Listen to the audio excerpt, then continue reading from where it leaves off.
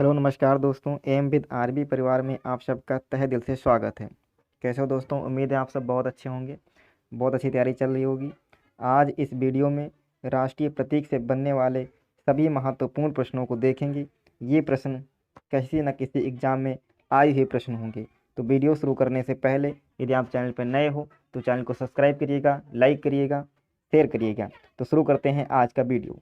आज का पहला क्वेश्चन है, भारत के राष्ट्रीय ध्वज में बने अशोक चक्र में तीलियों की संख्या कितनी है? 16, 20, 24, 32। तो कितनी तीलियां होंगी? यहाँ पे ऑप्शन सी 24 तीलियां होंगी। कितनी? 24 तीलियां होंगी। राष्ट्रीय ध्वज को संविधान सभा द्वारा कब स्वीकार किया गया था? तो 22 जुलाई 1947 को। कब स्वीकार किया गया था? 22 जुलाई 1947 को। देश का सबसे ऊंचा तिरंगा झंडा, देश का सबसे ऊंचा तिरंगा झंडा कहाँ फहराया गया था? तो कर्नाटक के बेलगांव में। कहाँ पे? कर्नाटक के बेलगांव में सबसे ऊंचा, देश का सबसे ऊंचा तिरंगा झंडा फहराया गया था। कब फहराया गया था? तो 12 अगस्त 2018 को। कब फहराया गया था? 12 अगस्त 2018 को। इसकी ऊंचाई कितनी थी? 361 फीट। कितनी थी? 361 फीट इसकी ऊंचाई थी। अगला क्वेश्चन,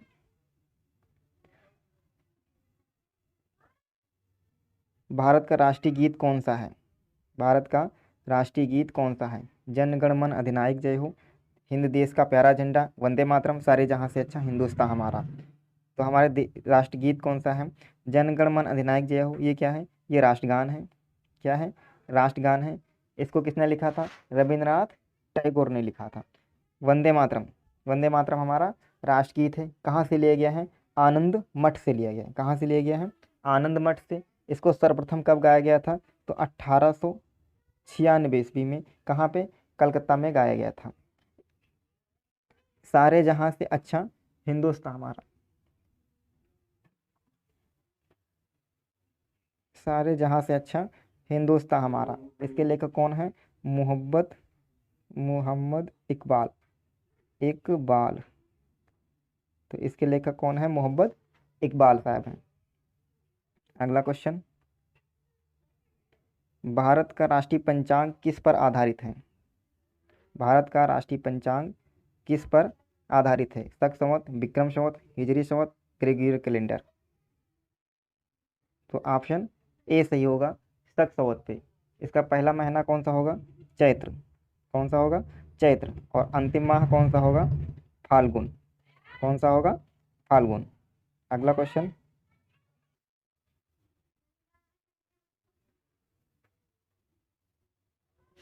भारत का राष्ट्रीय पशु है चीता, बाघ, सिंह, हाथी।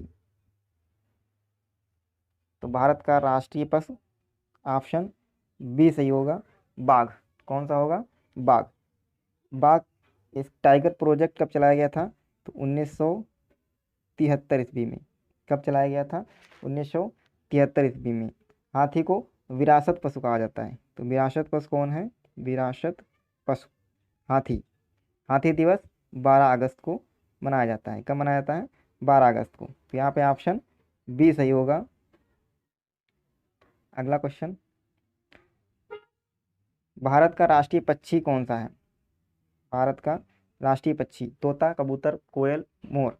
तो भारत का राष्ट्रीय पक्षी ऑप्शन डी सही होगा, मोर। भारत का राष्ट्रीय वृक्ष बरगद। बरगद। भारत का राष्ट्रीय फल आम। क्या होगा? आम। भारत का राष्ट्रीय पुष्प क्या होगा? कमल।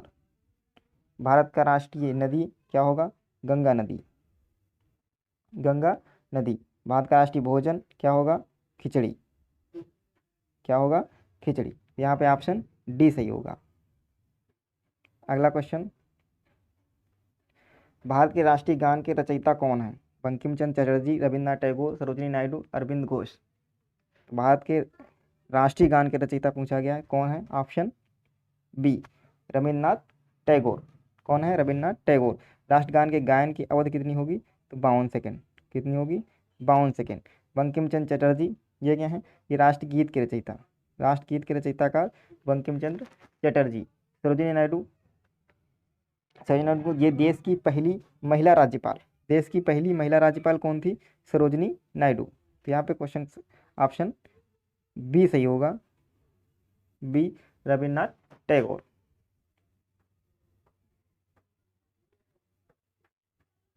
भारत के राष्ट्रीय गीत के गायन की अवधि है 52 सेकंड, 60 सेकंड, 65 सेकंड, 90 सेकंड। तो राष्ट्रगीत के गायन की अवधि कितनी होगी? 65 सेकंड। राष्ट्रगान के 52 सेकंड।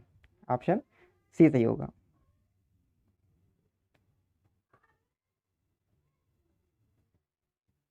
अगला क्वेश्चन, भारत के राष्ट्रीय प्रतीक में कितने शेर दिखाई देते हैं? कितने शेर दिखाई देते हैं? तो कुल शेरों की संख्या कितनी है? शेरों की संख्या पूछेगा तो कितनी होगी? 4। कुल शेर कितने हैं? 4। दिखाई कितने देंगे? 3। कितने शेर दिखाई देंगे? 3। चक्र के दाईं ओर, चक्र के दाईं ओर कौन सा जानवर है? सांड। और चक्र के बाईं ओर कौन सा जानवर है? घोड़ा। कौन सा जानवर है? घोड़ा। चक्र के दाईं ओर पूछेगा सांड, चक्र के बाईं ओर घोड़ा। कितने शेर दिखाई देते हैं? तो ऑप्शन सी सही होगा, 3 शेर। बट शेरों की संख्या कितनी है? 4। अगला क्वेश्चन, स्वतंत्र भारत के राष्ट्रीय ध्वज का डिजाइन निम्नलिखित में से किसने तैयार किया था? तो यहाँ महात्मा गांधी, बंकिम चंद्र चटर्जी, रविन्द्रनाथ टैगोर, पिंगली वेंकैया। तो ऑप्शन डी सही होगा, पिंगली वेंकैया साहब ने। अगला क्वेश्चन, भारत के प्रतीक चिन्ह के आधार पर पट्टी पर अंकित शब्द सत्यमेव जयते किससे लिया गया है? सत्यमेव जयते ऋग्वेद, शतपथ ब्राह्मण, रामायण, मुंडकोपनिषद। तो ऑप्शन डी सही होगा। किससे लिया गया है? मुंडको उपनिषद से। सत्यमेव जयते किस भाषा में लिखा है? तो देवनागरी। किस लिपि में लिखा है? देवनागरी लिपि में लिखा गया है। अगला क्वेश्चन, भारत के राष्ट्रीय ध्वज की लंबाई और चौड़ाई का अनुपात है? लंबाई और चौड़ाई का अनुपात कितना होगा? 3:2। ऑप्शन बी सही है। अगला क्वेश्चन, सारनाथ स्थित राष्ट्रीय स्तंभ का कौन सा भाग राष्ट्रीय प्रतीक चिन्ह के रूप में लिया गया है? शीर्ष भाग, मध्य भाग, आधार भाग या पूरा भाग? ऑप्शन ए सही होगा, शीर्ष भाग। अगला क्वेश्चन,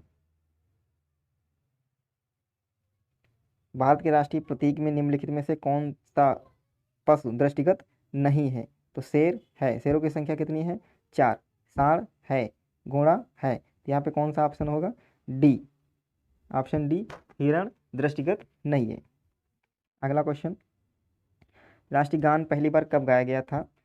तो ये पहली बार गाया गया था 1911 ईस्वी में। कहाँ? कलकत्ता ईस्वी। तो ऑप्शन ए सही होगा। अगला क्वेश्चन, शक शवद का अंतिम माह है आषाढ़, कार्तिक, चैत्र, फाल्गुन। तो अंतिम माह पूछा गया है तो कौन सा होगा?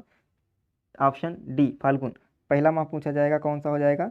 चैत्र। तो यहाँ पे ऑप्शन डी सही होगा। भारत के राष्ट्रीय ध्वज के मध्य में बने धर्म चक्र का रंग क्या है? समुद्री नीला, गहरा नीला, काला, हरा। तो ऑप्शन बी सही होगा। कौन सा होगा? गहरा नीला। कैसा लगा आज का सेशन? कमेंट बॉक्स में जरूर बताइएगा। चैनल पर नए हैं तो चैनल को सब्सक्राइब करिएगा। Thank you class.